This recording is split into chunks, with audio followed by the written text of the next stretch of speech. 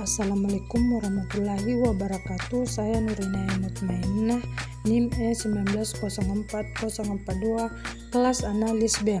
Saya akan membahas logam berat dan pestisida. Logam dapat digolongkan ke dalam dua jenis, yaitu logam berat dan logam ringan. Logam berat adalah logam yang berat lebih dari sama dengan 5 gram per cm. Logam berat dinamakan sebagai logam non-esensial dan pada tingkat tertentu dapat menjadi beracun bagi makhluk hidup. Sedangkan logam ringan adalah logam dengan berat kurang dari 5 gram cm. Pengertian logam berat.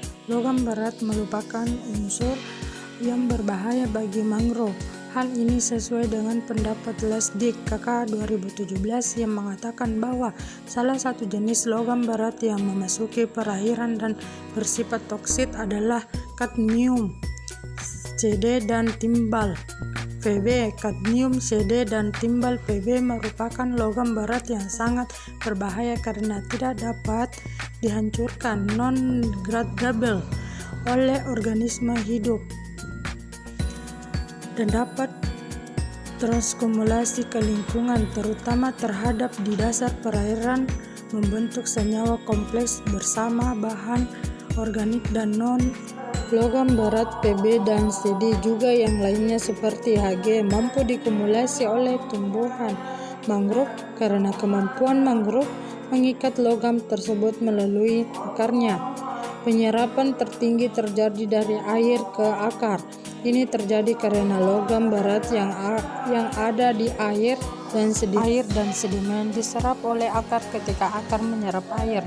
Ion-ion yang ada di air akan ikut masuk ke akar.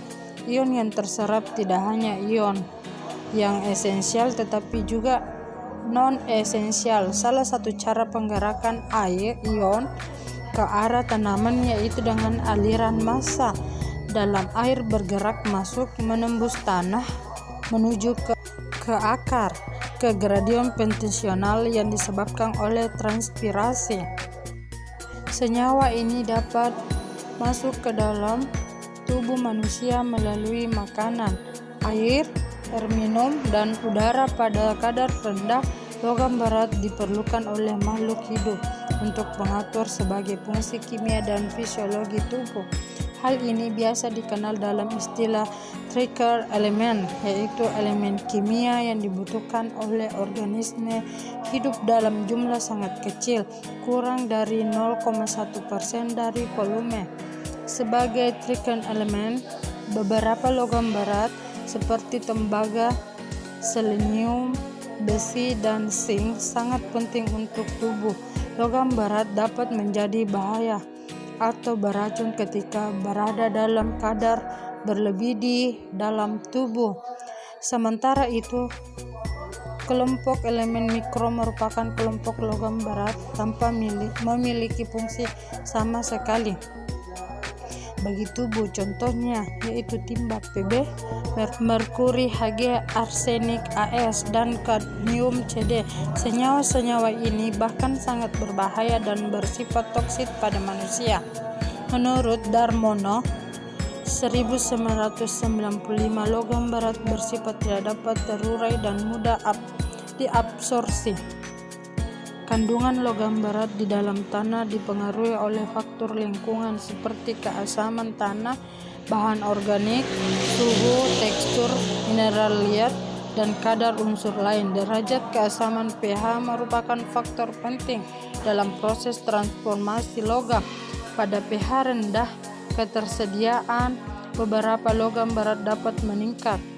Pestisida adalah zat untuk membunuh atau mengendalikan hama. Beberapa jenis hama yang paling sering ditemukan adalah serangga, dan beberapa di antaranya sebagai vektor penyakit. Penyakit yang penularannya melalui vektor antara lain malaria, onkoresitas, filariasis, demam kuning, rickettsia, meningitis, tifus, dan pes. Penggunaan pestisida yang tidak tepat dapat memberikan akibat samping keracunan. Ada beberapa faktor yang mempengaruhi ketidaktepatan penggunaan pestisida, antara lain tingkat pengetahuan, sikap atau perilaku penggunaan pestisida, penggunaan alat pelindung, serta kurangnya informasi dan yang berkaitan dengan risiko penggunaan pestisida. Selain itu, petani lebih banyak mendapat informasi mengenai pestisida dari petugas pabrik pembuatan pestisida dibanding petugas kesehatan. Organisasi Kesehatan Dunia (WHO) memperkirakan setiap tahun terjadi sekitar 25 juta kasus keracunan pestisida atau sekitar 68.493 kasus setiap hari.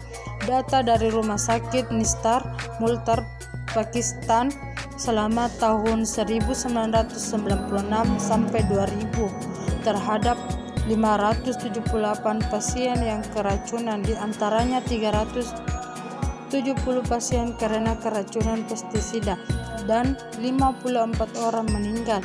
Pada umumnya korban keracunan pestisida merupakan petani atau pekerja pertanian.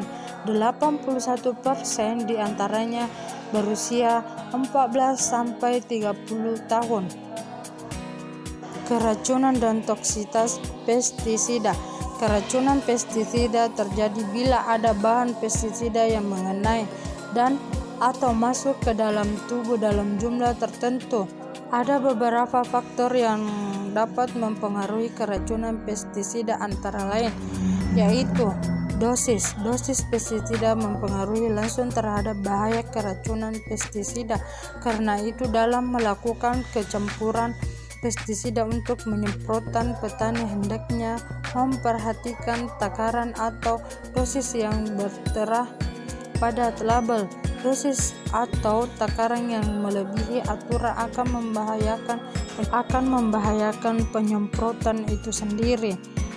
Toksitas senyawa pestisida. Kesanggupan pestisida untuk membunuh sasarannya. Itulah pemaparan materi dari saya. Bila ada kekurangan mohon dimaafkan. Sekian dan terima kasih. Assalamualaikum warahmatullahi wabarakatuh.